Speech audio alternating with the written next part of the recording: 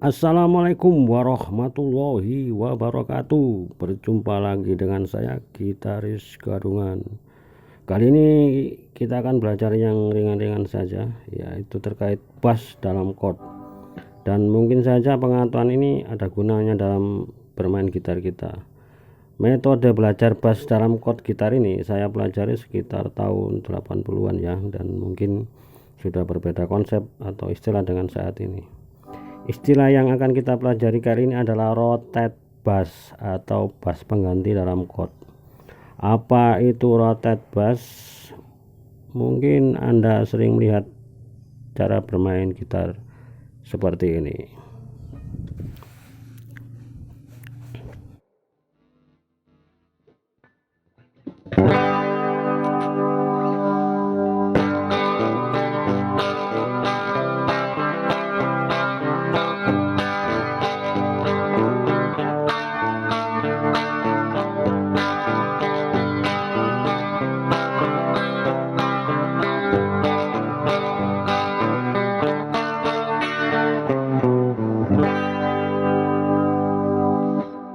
Ya, cara main gitar seperti ini kita sebut genjrengan ya, dan cara ini seperti biasa sering dimainkan oleh para pengamen di bis-bis atau di rumah-rumah, atau bahkan kita sendiri yang memainkan di pinggir-pinggir jalan waktu kita nongkrong ya. Mungkin saja para pengamen atau kita memainkan cara gitar seperti itu tidak menyadari bahwa kita sedang memainkan rotate bass atau memainkan rotasi bass dalam chord gitar. Dalam teori bass ya, dalam setiap chord itu yang utama atau bass nomor satu itu ada di nada do nya ya. Jadi kalau do mi sol atau do re sol tetap bass paling nomor satu. Bass nomor satu ada di yang utama ada di nada do nya ya. Yang bass kedua sebagai pengganti itu ada di nada mi. Terus ada yang ketiga ada di nada sol. Yang ke berapa 3 4 itu ada di fa dan vi. Coba nanti saya tunjukkan dengan gambar ya. Ini susunan dasar dalam bass yang ada di dalam chord ya. Jadi 99% kalau kita memainkan chord gitar itu yang dipetik untuk sebagai bass itu ya di nada do nya. Tapi dalam teorinya bisa saja kita memainkan chord tapi yang dijadikan bass itu bukan bass yang pertama tapi bass yang kedua. Dan nanti saya kasih contoh, ada beberapa lagu yang memainkan itu. Dan teknik seperti ini sering digunakan oleh pemain-pemain bass yang ada di musik jazz ya. Pemain fusion itu sukanya seperti itu. Mereka berpendapat, atau kawan saya pernah berpendapat, pemain bass di jazz, bahwa kalau kita selalu mengambil di nada do nya atau bass nomor satunya itu istilahnya kempel atau polos gitu. Jadi mungkin mereka mengambil yang nada bass pengganti nomor 2, 3 atau berapa, agar musik terasa lebih luas dan ada nuansanya gitu.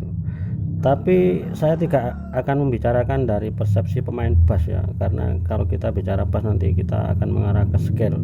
Jadi saya fokus pada bass yang ada dalam chord untuk gitaris ya, untuk pemain gitar.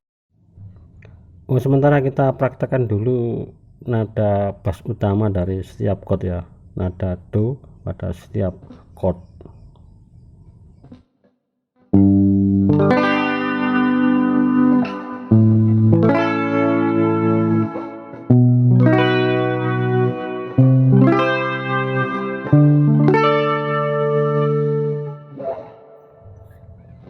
Dan ini rotasi bass ya, rotasi bass dasarnya itu.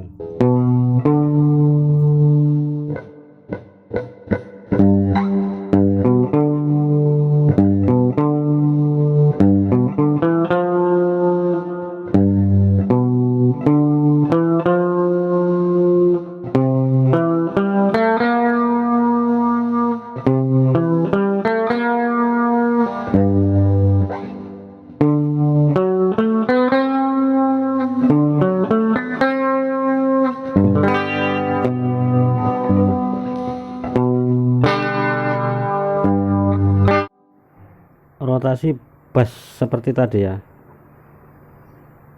mungkin sering kita ketemu dalam musik rock and roll atau country ya, biasanya seperti itu, yang rotasi seperti itu.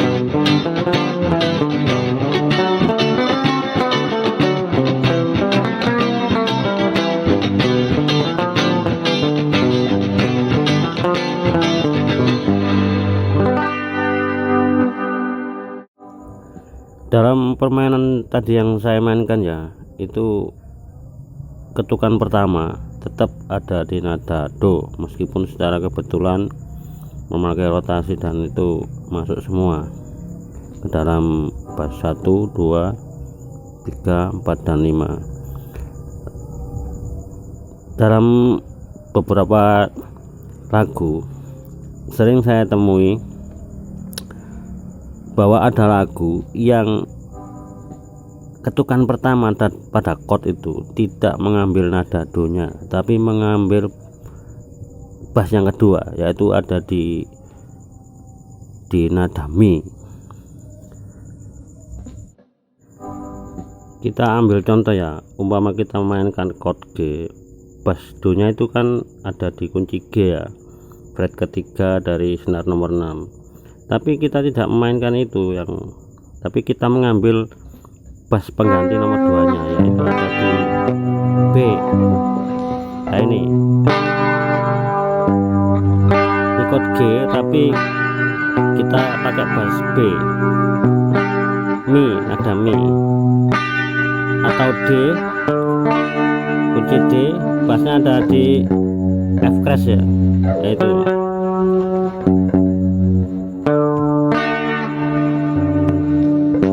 dan sering kita memainkan kunci D bass nomor 2 tapi kita pakai jempol ya, dengan yang di atas, jempol di atas itu. Istilah ini dulu waktu kita belajar tahun 80-an kita mengatakan ini pakai bass pengganti nomor 2. Mungkin kalau sekarang dalam penulisan sekarang ya, di chord gitar itu kita umpama memainkan kunci D dengan bass yang nomor 2 itu ada di F crash, itu biasanya ditulis D on F crash gitu. Itu istilah zaman sekarang, ada perbedaan dengan waktu tahun 80-an dulu ya, tapi intinya sama gitu. Seperti pada lagu Bang Haji Roma Rama, Menunggu kalau nggak salah judulnya itu ada chord D tapi bass F crash. Coba kita mainkan.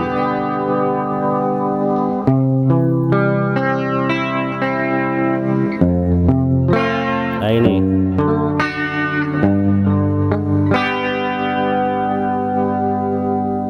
saya contohkan pakai melodi ya biar agak jelas sedikit.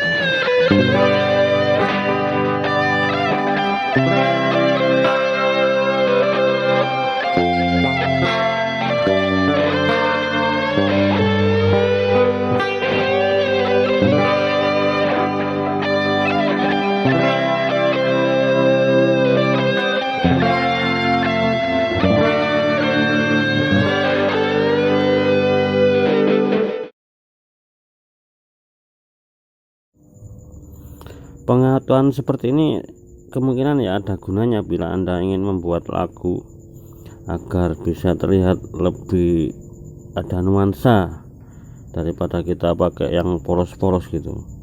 Itu maksud saya. Bagi Anda yang mau berkreator menciptakan lagu, ya bisa dengan cara seperti ini. Itu mungkin ada gunanya.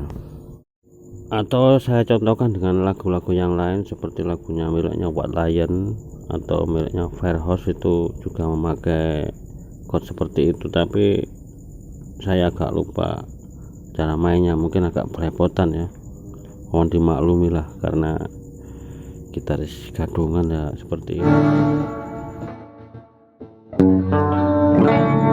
Ini kunci D tapi bassnya pakai express ya.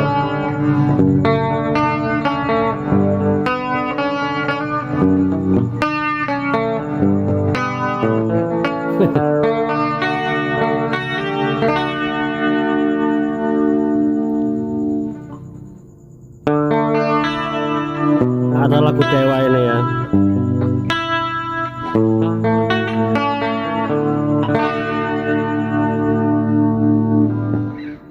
Maaf sekali kawan, gitarannya belepotan banget, tapi nggak apa-apa, belepotan dikit biar nggak persis, karena pengalamannya lalu kita kena klaim hak cipta karena terlalu mirip. Dan ini lagu milik Firehose ya,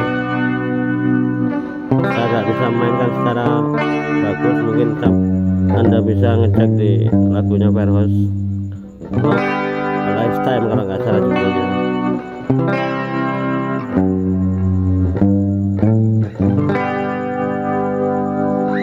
Ini lagunya White Lion, pasti Anda tahu. Kita plesetkan dikit lah biar nggak kedeteksi klaim hak cipta ya. Tapi semoga Anda paham.